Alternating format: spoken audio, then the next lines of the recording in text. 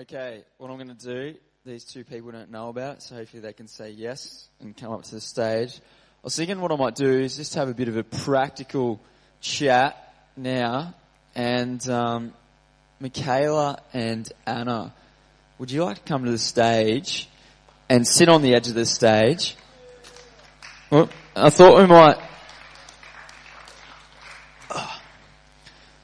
might sort of interview you guys because you're older than most of the other ones here. You're in school, and I'm pretty sure you're Christians. No deal. So what I thought I might do is, because, you know, all of us that are young, you're in school and you go to school, and, you know, we talk about God here and all that, and you've had this experience, but then how do you live that out when you're in school? And then also, what are the struggles you face? So what I thought I might do is we might interview these two girls and ask them, because they're in year 12. Both of you are in year 12. Both of them have gone to youth throughout their whole schooling period, I'm sure, and go to church on a Sunday. They're on fire for God and have seen some amazing things happen in their life, whether it be in their school, in leadership roles or whatever. And I thought we might ask them a few questions so you guys can relate to this and you guys can learn from these two wonderful ladies. So firstly, I would just like to quickly tell us about yourself. So maybe your name, obviously in year 12, maybe when you gave your life to the Lord, or when you sort of really felt that, yep, this is what I'm doing, and this is a decision that I'm going to make, you know, for good. So, Anna? I'm Anna, in year 12. I'm 17, turning 18 this year, and I'm a pastor's daughter. So I gave my heart to the Lord when I was 6, and we have it on tape, and it's really cute. It's not biased, but it was really cute.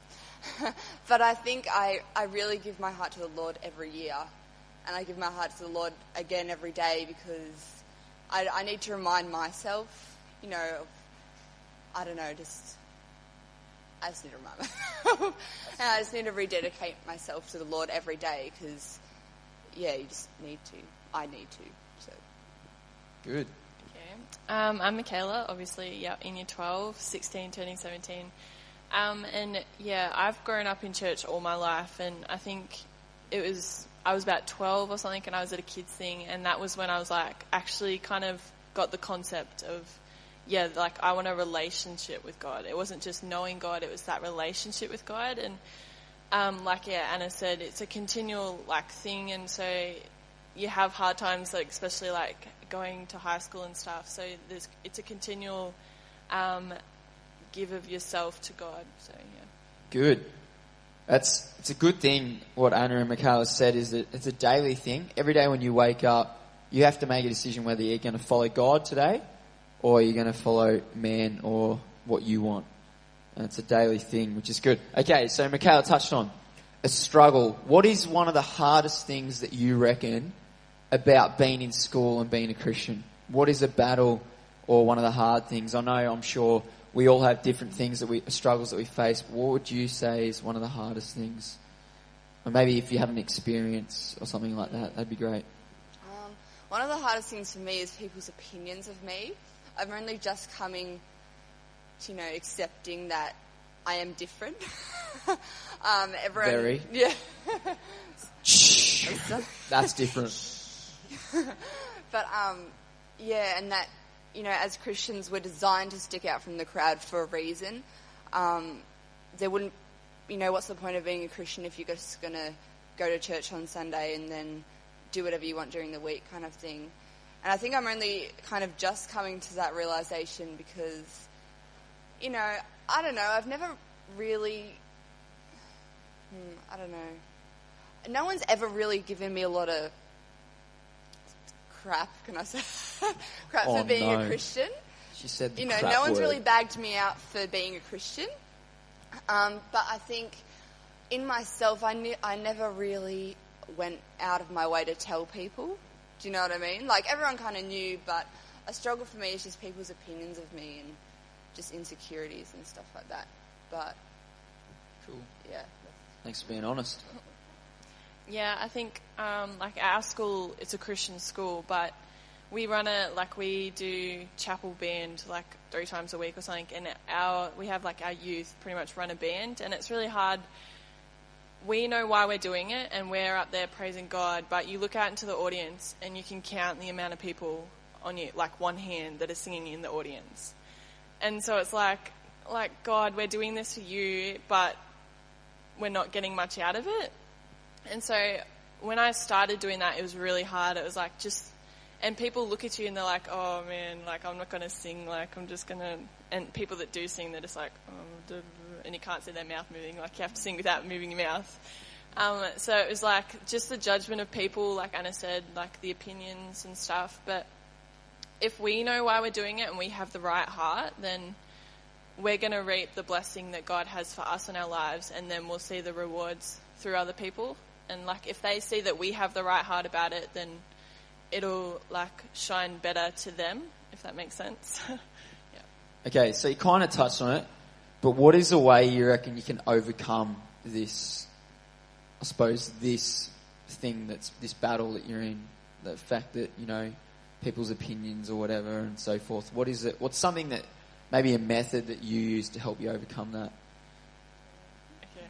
Well, yeah, like I said, it's kind of like getting your heart right. So in yourself, you continually build up your self-esteem in God and stuff, and continually delve into His Word, and also surrounding yourself. Like, I don't know what you guys have like in your high schools, but I know that our youth group, we're really close in our school. Like, if we can see someone that's having a bad day, we just like kind of encourage them, even if they're not in youth group, like just anyone at school, like that continual peer encouragement and stuff from each other, that kind of builds you up, and that gives you the the enthusiasm or something to keep going, like with that and with your heart.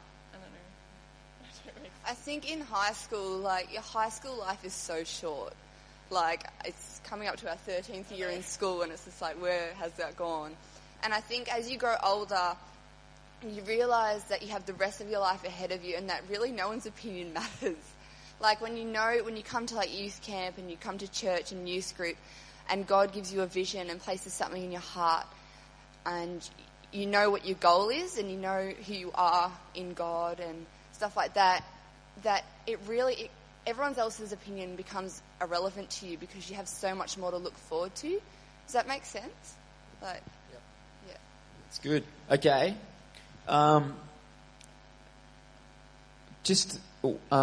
What's one thing that you'd like to encourage the other schoolgoers out here with? So this is your last year of school, but for some kids out here, put up your hand if you're going into year 7 for the first time this year. Okay, so we've got 1, 2, 3, 4, 5. Is your hand up too? No. So we've got 5. Okay, so as a year 12 student to a year 7, obviously year 8, year 9, other students here, what's some advice that you would give to them for maybe going into school, or now they're going to go back and they're going to have a change of attitude or mentality maybe to schooling and their friends and Christianity and so forth? You got a word of advice or something you could really, they could take home and apply practically or something like that when they go back to school? I know when I went into year 7, I was kind of really held back. I was really timid, and I kind of just wanted to find my feet, and that's cool. Like, you need to find your feet and you like your friends and stuff. But I think like school, like Anna said, goes so fast, and being in year 12 now, there was so much stuff that I thought I could have done in school, or I wish I'd done as a Christian, that I could have helped like the people in my school. And so now, being in year 12, I think just don't hold back. Like, if God has given you something, don't hide that or be like, oh, maybe I shouldn't, or maybe I'll wait and do it next year. Do it as, like, when God gives you something to do in your school, do it then. Like, don't hold back. Just, follow God in whatever He has for you in your school. It's funny, that's like pretty much exactly what I was going to say. I was just going to say, like, go into school, like, this is really for everyone, like a rock. Like, what was his name, the preacher that was talking yesterday? Pastor Corey. Him. stay like a rock in your school, because like stand firm in your beliefs and don't like waver, because there's going to be stuff thrown at you. Like, I'm not going to lie, there's in high school, because there's such a diverse amount of people. I don't know if that's the right terminology. It's correct. Yeah, there's so many different people and personalities there, and so, and you know, there's a lot of people who do waver in what they believe in, and so you need to just stand like a rock. And I promise, like, I wish I did, because yeah, it's good. Okay, put it out there. Does anyone have any questions you'd like to ask these guys? Good advice, I would say. Anyone have anything they want to know or ask, or any questions? I know when I first went to year 7, someone told me, just go in there, punch a kid in the face, and it'll show everyone that you're the toughest there. And I was like, I'm not going to do that. But I was like the opposite. I was like Mikaela. I was like real shy and, you know, really quiet and all that sort of stuff. And anyway, but yes, we have a question.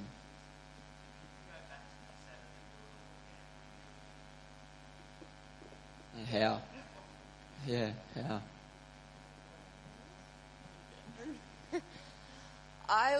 What would I do differently? I don't know, I guess I would just make more of a stand. I'd stand up in my school more. I'd talk to my principal about running youth programs through my school, and I'm just thinking about what I want to do now, because I have 1 year left, like, you know what I mean? I have 1 year left, and so... Just do it. Yeah, just do it. Nike, just do it. That's what I'd do differently. Yeah, I think going into school, people all knew I was a Christian, but it didn't really come out. Like, they knew, oh yeah, Mikaela's a Christian, but nothing really come of it. They're just like, oh yeah, we can't swear around here, or like do stuff like that. But I didn't really live on that. Like, I just thought that as a title. I didn't really use it as a tool, as that's what you call it. Like, people, I don't know how to say it. It's really hard to explain. But as a Christian in a school, like, we need to, like, yeah, make that stand, and we need to be different. Like, we can't be scared to be different in our schools. We need to be that difference, because when people see that difference, they'll be, and if we're, like, genuine about being different, they're going to see that and they're going to be attracted to that. And that's, like, how, like, we can shine in our schools. So I guess it just be, don't be afraid to be different. Yeah. I know, speaking of different, and like, as a Christian, you stand out right from the start if you say that you're a Christian. And picture this, I've preached on this before. It's like if you wore your underpants on the outside of your pants. So imagine that you are a Christian, and because you're different, it means that you're wearing your underpants on the outside of your pants. Now, you can go to school and you can be really, like, trying to hide it and don't want them to see that you're a Christian, and hopefully they don't see that mine are pink and purple polka dots. Like, you can try and hide the fact that you're a Christian, but you'll get paid out because you're ashamed of it. You get paid out because you say I'm a Christian, but hey, I don't really want to tell anyone, and I'm going to try and hide it and keep it quiet and all that sort of stuff. That's when you cop the flack. But if you walk out and you're like, hey everyone, check out my underpants, I'm a Christian, everyone like that, right? They might go, you're an idiot right from the start. But then after that, the fact that you're excited about it and you're happy about it and you're not ashamed, after a while they go, man, they don't really care if I tease them or say anything anymore. Then it stops. The only reason why they will pay you out is because they see a weakness in you, or they see that you're ashamed in you. So man, if you just be public about it, show everyone that you're wearing jocks on the outside or underpants on the outside, then they won't actually pay you out or anything like that. That's my tip, I reckon. Because I can remember when I was in school at first, I was like, yeah, I'm a Christian. But I was scared. So they knew and saw the scared or the weakness in me, and they slaughtered me for it. But then as soon as I was public and excited and happy about it, then you know what? They stopped teasing me then, because they've realised, oh, it doesn't hurt him. It doesn't affect him at all. So that'll be my thing. Any other questions? Has anyone got any other question? Anything else they'd like to ask? Oh no, it can be about anything in relation to school. Do you have to wear your hat in the play yard? I don't know. Is it cool? What do you do if someone says you're silly? What do you do if you're getting bullied? Does anyone have any questions or anything like that? Nah? Bryn, you got a question? You put your hand up. Anyone got anything? Oh, yeah. It's Matt, isn't it? What's your question, Matt? Yes, Em. Oh, I thought the same thing.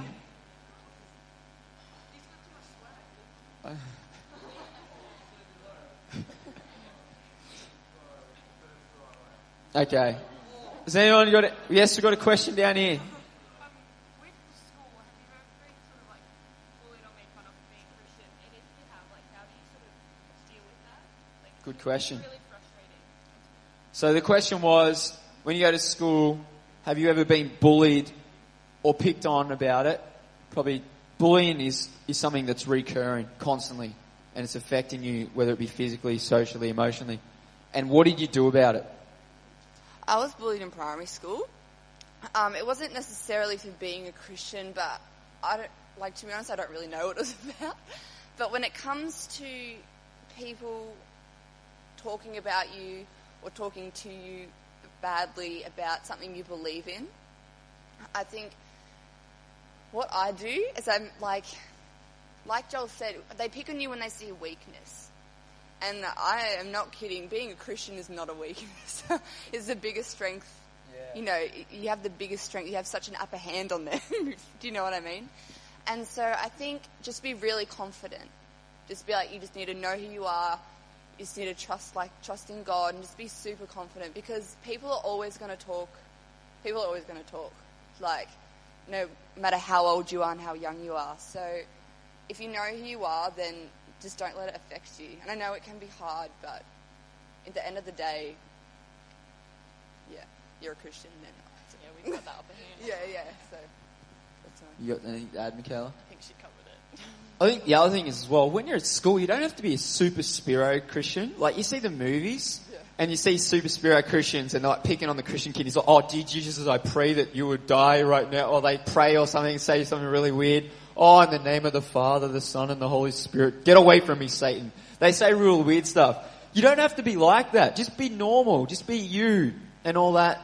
But the thing is, you just got to remember that you got to be different. You can't go with the flow. You can't be like everyone else. But it's be you. You don't have to be super spiro and pray in front of their faces or anything like that, or speak in tongues in the lunch playground as you're walking down to the canteen. You don't have to do any of that. Just be you. Be normal. Any other questions? That was a good question. Meg. As you go through school, obviously you get a lot more, that comes and you get a lot more Confident? weight in life. The opposite? How do you deal with, like, stress, like school and life and friends and family and everything? Everyone hear the question? Yep, good. Okay, actually just recently, kind of like just the end of last year, that was kind of like what happened. I kind of just let everything, it kind of just come at me all at once, and it was like, yeah, it was just like this big thing. And I think sometimes we just need to stop and like, we need to find something that's our release. Like, I think I play piano, so I love music, so I think when I'm just overwhelmed and everything's coming at me and I'm like, God, what's going on? Like, you just need to find that release, and whether it's listening to music or like going for a walk or going for a run or just reading your Bible or just sitting in your room and just praying, like anything that just gives you that release. You just need to, and you need to do it constantly. You can't just like leave it 12 months and then just let it all pile up. Like, you need to do it constantly and just every now and then just have that release where you can just let it all go and just give it all to God. So yeah, that's what I do. Yeah, you need time out. Yeah, I'm not a major stress head. Like, but you know, it does all build up, like with church life, youth life, friends and family and school and whatever other commitments you might have. I know it's all about, like, I can't really talk, but it's all about, like, balance and stuff. And so, I mean, like, look, like Mikaela said, you just need to find, you don't have to stop what you love doing. I think that's what I would say. Like, it's possible to balance everything, and, like, school, yeah, it's a big part of your life, like, at the time, big part of your life at the time, but looking back, like, it's a small part, and, like, it's not the end of the world. Yeah. Do you know what I mean? Looking back, like, some things I'm like, oh my gosh, if I don't get this, you know, I have to drop out, or, you know what I mean? Like, it's not the end of the world, and, like, there's a bigger plan ahead of us. So you just keep, I don't know if that really answers the question, but... Yeah. One thing I'll say with that is when I was in school, I lived a crazy life, and I wouldn't recommend to do this to everyone. I had life group on Monday night, football training Tuesday night, band practice Wednesday night, football training Thursday night, and youth on Friday night. And I did that for my whole high school period. And it wasn't a good thing. And what I've learnt now, and you could ask Tim, you could ask Emma, you could ask Robbie, myself, Jared, or Nick, or Elise, is that in life, you do school, might go to church, you might go to youth, you might have all these different things. You do have to have downtime or do something that you enjoy doing for yourself.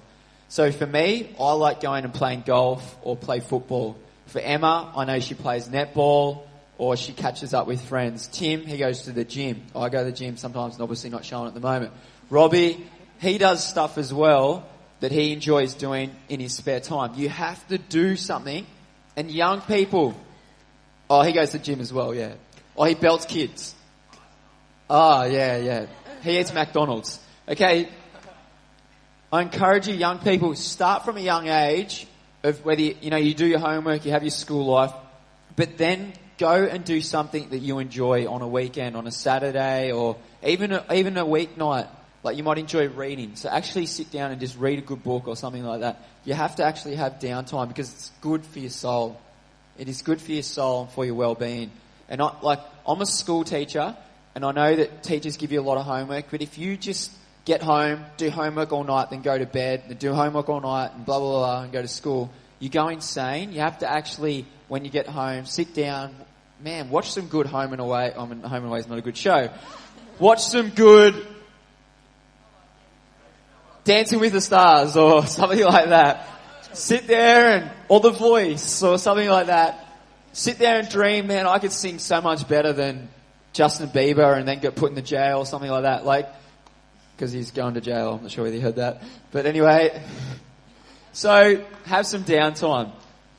Okay, any other questions? Great question. I read my Bible on my phone on the bus on the way to school. On my phone. Everyone thinks she's a yuppie, but she's really there reading the Bible. Yeah. That's cool. And listen to worship music and Christian music on the way, and just pray every night before bed. That's what I do. I just need to make sure, because if I can't, you can pray for as long as short as you want, but do you know what I mean?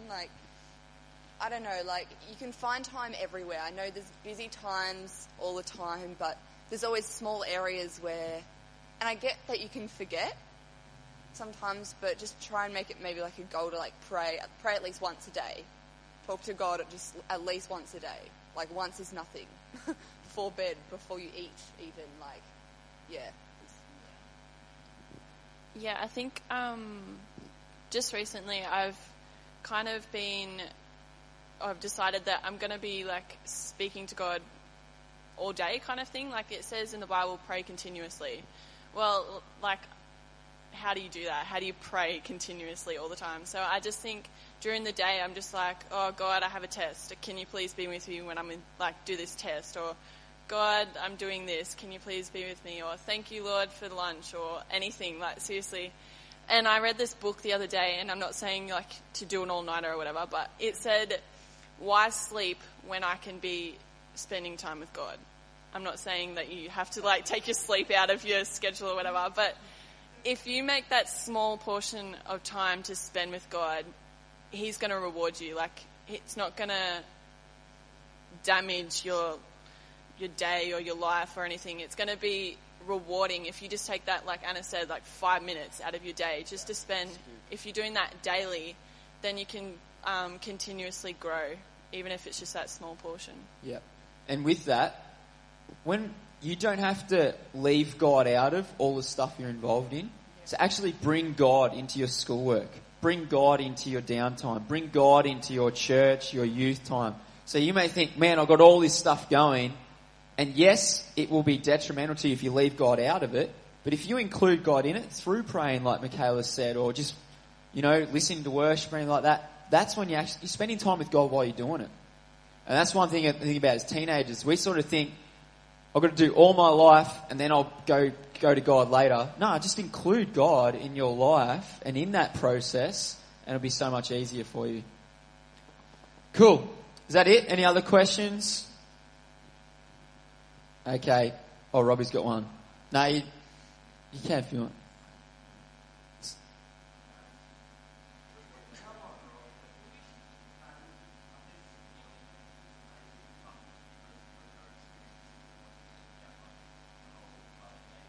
Oh, yeah, this is a good question. Yeah.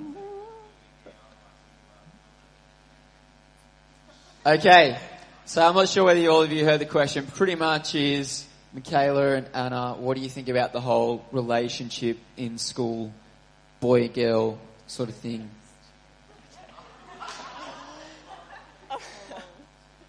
Anna's gone quiet, I wonder why.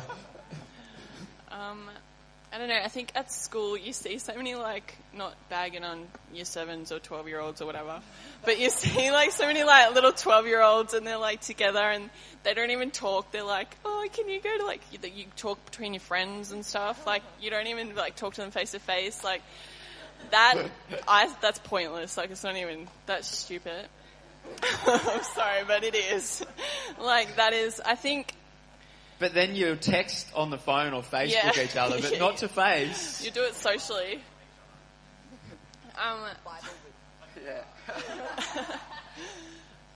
But I think, like, for me at school, the guys at school, none of them are Christian.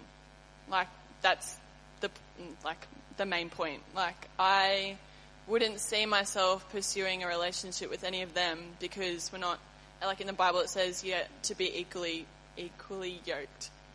So I don't see a future with any of them, not like bagging on them or anything, but like they're not Christians. So and I think like when you're young, you're still like finding your own identity.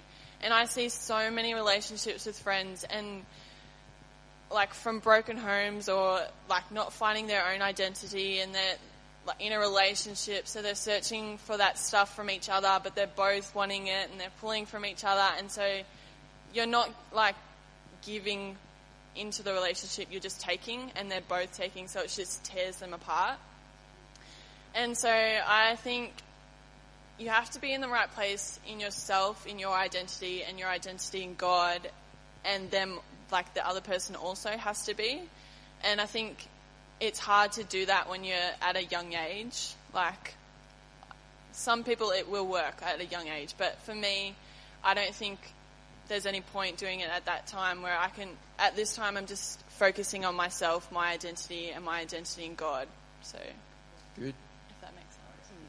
Yeah, like Mikaela was saying, you have to know who you are before you know what you're looking for. So, yeah, I think I'm going to use my sister as an example. So my little sister is really pretty, and she's in year 9, you're in year 9, and there's a lot of boys in her year, and she's been asked out, she tells me.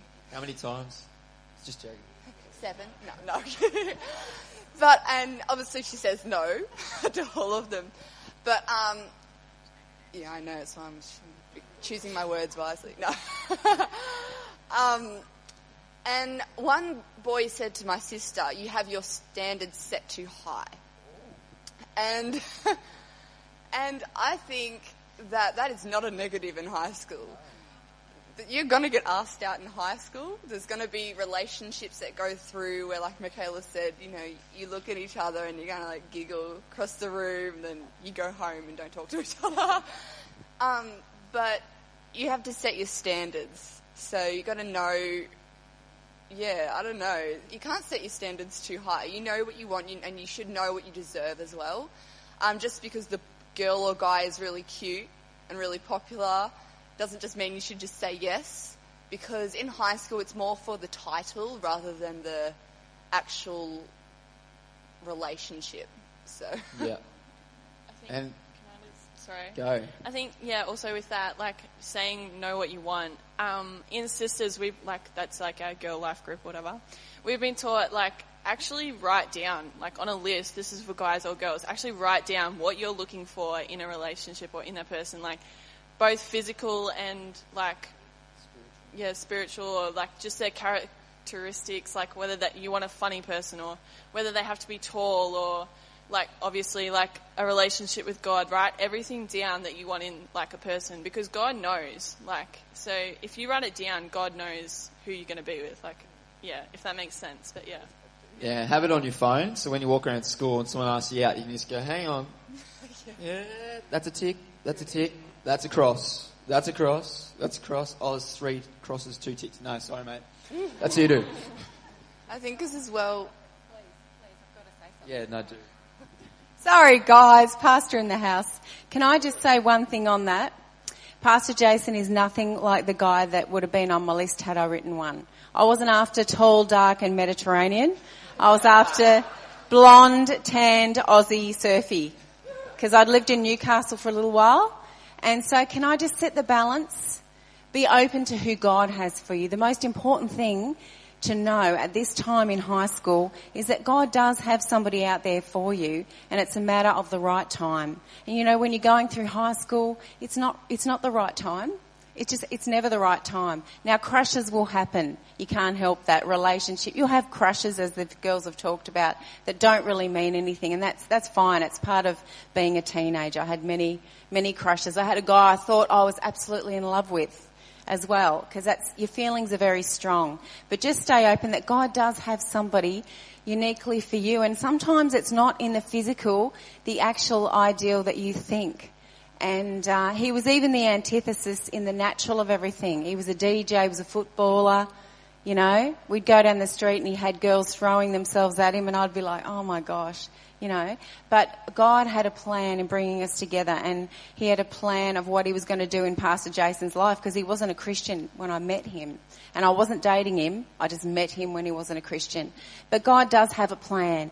So whenever you're feeling stressed or you're thinking, you know, I used to think that, will I ever get married? Will anyone ever want me? I genuinely thought that at your age. When I get older, will anyone ever want me? Will anyone want to go out with me? Or will I ever find a husband? But God has a plan, and I just want to encourage you with that. And at the right time, you will cross paths with that person, and it can't not happen as long as the Bible says you commit your way to God and you put him first. And as Anna said, you have a standard and you know what you're going for. And the most important standard is that they are sold out for God as you are sold out for God. That's the most important thing. Good. And when you're in high school, like, what's the use of dating someone if you're not going to actually end up marrying them? So don't just go, oh yeah, I'll date for the fun of it, because that's when emotional and physical and different things can come from that. So that's why you wait till you're actually ready. Yep, I'm ready to get married or whatever, and this person I could see myself marrying. Then that's when you start to actually think and consider about it. In year 9 and year 7, or even in year 11 at times, you know, you may not end up with that person or whatever. So, cool. I don't think we have any other questions, and we do, possibly. Sorry, I just thought of something while you were talking. Listen to your friends. Have good friends around you, because sometimes if you're, like, attracted to a person or you like a person, sometimes you can be blinded by that attraction, and so you don't see the danger in that relationship. So make sure that you have good friends or like your parents around you, and actually listen to what they're saying, because sometimes they can see stuff that you can't when you're in that place. Or us youth leaders. That too. That's a good one. Can I just add something just quickly? Yeah, Sorry. we're right. I was going to say that too.